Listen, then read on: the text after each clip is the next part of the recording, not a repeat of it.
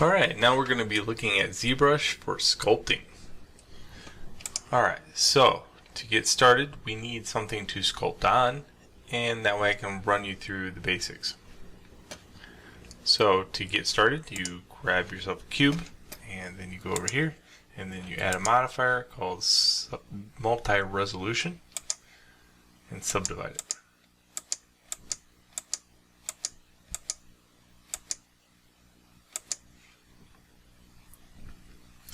I'm going to go up to 9, and you can see how many polys that is by going over here and going to statistics.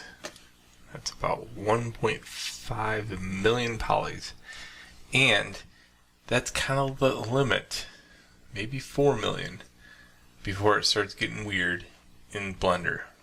Okay, unless you get a higher end computer, and then you can go maybe 4 to 6 million. So you got to really watch it. That's why we use a lot of submodeling in Blender. I'll get into what that is here in a little bit. Alright, so the first thing we're going to do is take this and apply it. And then let's go into sculpt mode. I'll try to break this down into sections because the brushes all work the same, but over here they got a lot of attributes. Some you will never use. I'm not going to cover all of this stuff. I'm going to cover the stuff that's useful. And later on, if you wanted to explore, you can. Alright, so let's begin with the first block here. All right. If you use the bracket keys on the keyboard, you'll notice that you can change the size of the brush. Good. Boom, boom. They have this radius unit. This is view or scene. So let's keep it on view. I'll show you what that means. So I can zoom in and out, just like I did before. I'm going to change my brush size to something right here, and then we're going to draw on the surface. Alright, let's zoom out, and then draw another one. And let's zoom in, and we draw another one. And you can notice that where I'm at, where I'm zoomed in, it becomes either bigger or smaller. Okay, that is view dependent.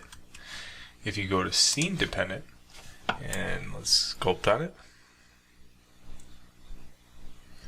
Zoom in, sculpt on it.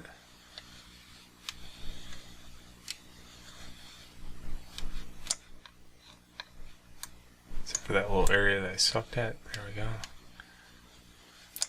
Boom. So it didn't change the size of the brush correlating to the view. So that's the difference between view and scene. Alright, strength can be changed over here. It can also be changed over here, and the radius can be changed over here too. Boom, boom.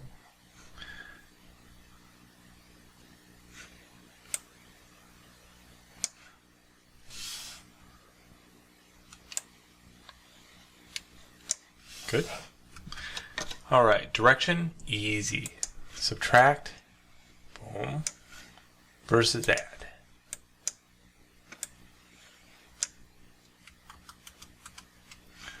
Alright, normal radius. You're not going to see a huge difference between this with a lot of polygons, but if you have a lower amount of polygons that you're sculpting on, this is the angle at which two normals meet. You're going to like, well, we'll get into it later. Hardness. Okay, so see if I up this to even higher, there we go. So now I kind of get like a texture to it, right? Great for welding. That stack of dimes is amazing. So you do use that, not very often. Auto smooth though, we do use a lot. Okay, so I gotta break down the hardness. If you want to reset any of this, let's say I didn't know where I was, you can like right click on it and say reset default value. And if you screw up the brush, you can go over here and say reset brush. Boom.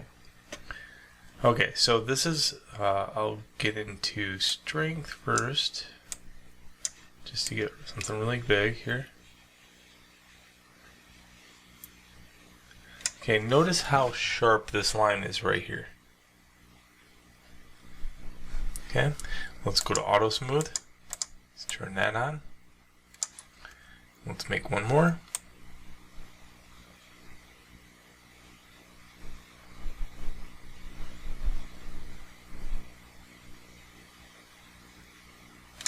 Okay, so what it's doing is it's blending one to the other.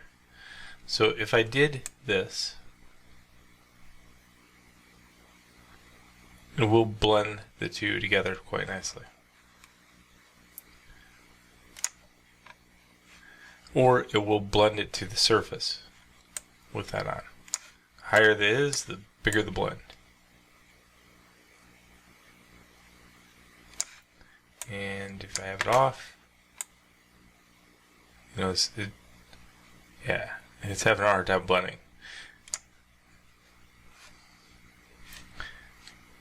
Nice. So that's that little block right there. Let's go on to the next video.